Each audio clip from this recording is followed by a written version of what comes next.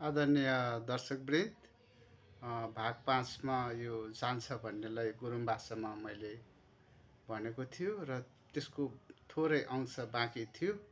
त्यो आज भाग 6 मा मैले बताउने छु। तपाईले ध्यान दिएर सुन्नु होला, बुझ्नु होला है। याम जान्छ त्यो भाग 5 मै भनिसकेको छ।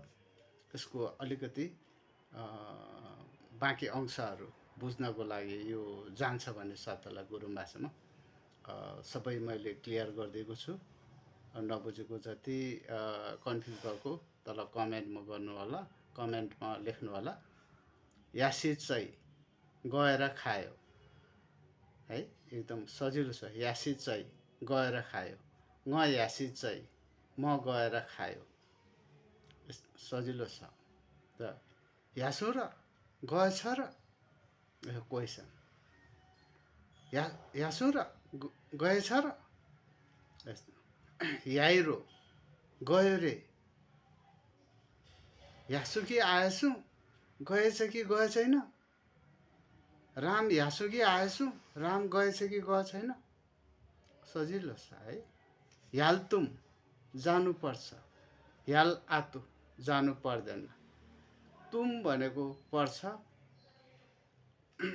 आतु भनेको पर्दैन। यसरी बुझ्नु होला।